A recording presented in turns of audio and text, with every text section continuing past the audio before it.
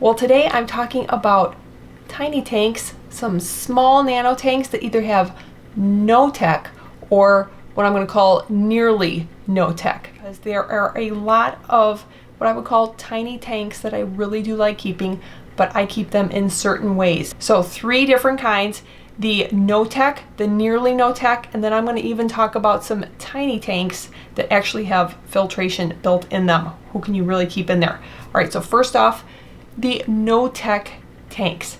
Now I have done videos in not for quite some time, but I'm going to give you an example of the simplest no tech, tiniest tank, if you want to call it, like ever. That would be something like this. This is, well, it's a bowl. I use it as a nightlight. I did this video, I don't know, a year or 2 ago.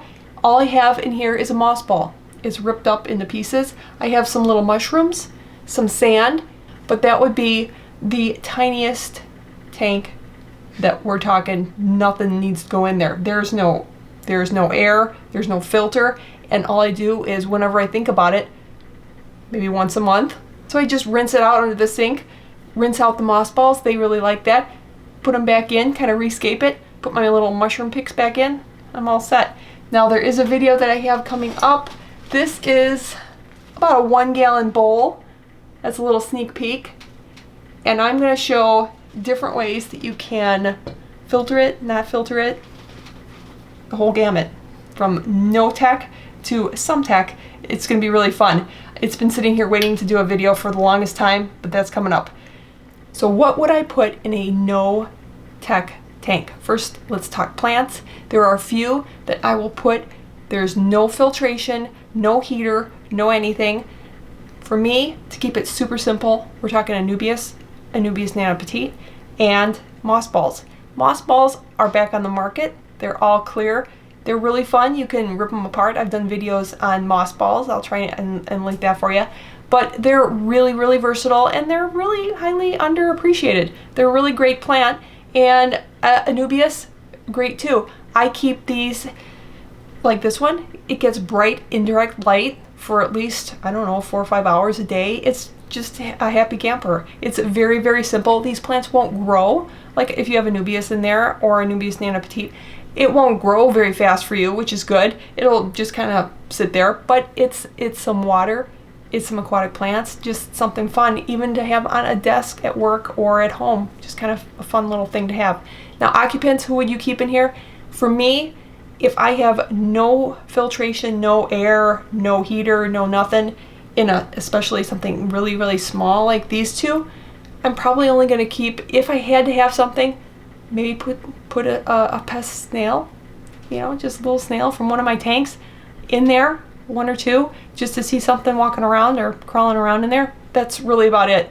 That's for me. And that's really, I call these water gardens, because that's really all it is. It's a garden underwater.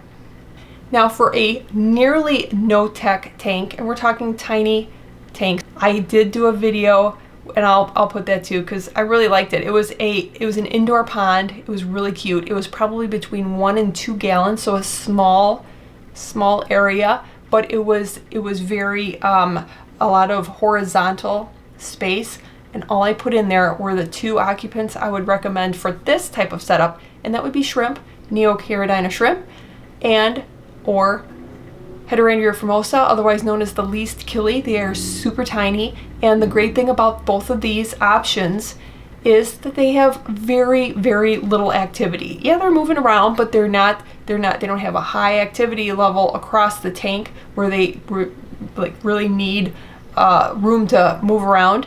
They're very tiny. They stay just kind of like poking around a little bit. And the Heterandria formosa come in, as far as I know, just the regular, like the brown and white. And then they come in a gold color, really fun. They are a little shy, keep that in mind. And then the Neocaridina shrimp, they're great. Flip Aquatics is a channel sponsor. Highly recommend you check them out if you're at all interested in shrimp, because they have so many colors. The cherry shrimp, blue dream shrimp, and then the yellow shrimp are probably my favorite. Pumpkin shrimp, really fun. Just really, really cool. And to keep this, what makes it nearly no tech? Well, for me, that means an air stone.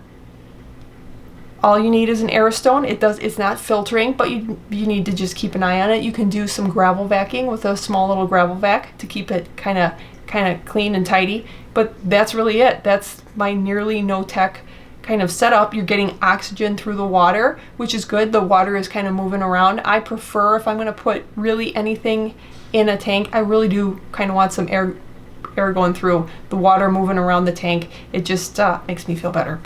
And it's really simple. They even have these little pumps that are either USB driven or just very, very small.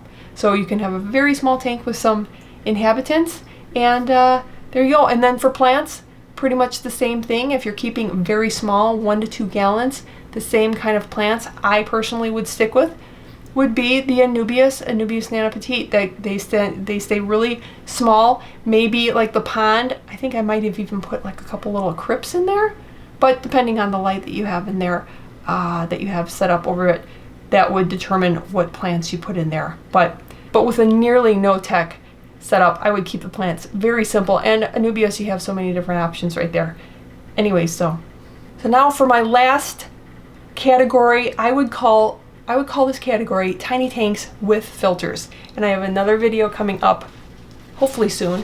This is a tank that we got from Aquatop. Really cool. It is a very tiny tank though. It is 1 gallon. It has filtration built in, but it is very, very small. So what would I put in here? Maybe shrimp, or even if you wanted to put a couple of shrimp babies in there, that could be kind of fun.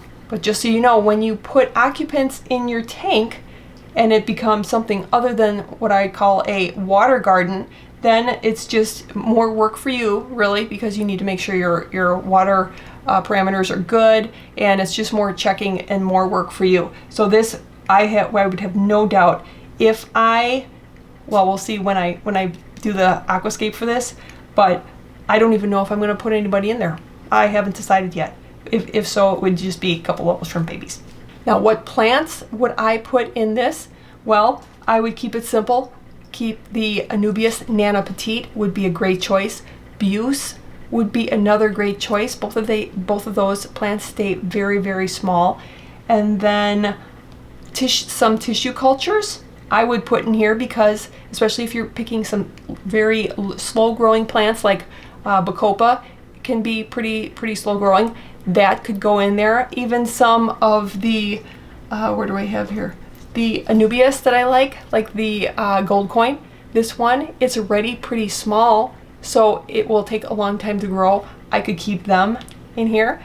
Microsword would be a possibility, especially the tissue cultures. They are already very, very tiny. Crypt Parva, I'd probably put it in the back.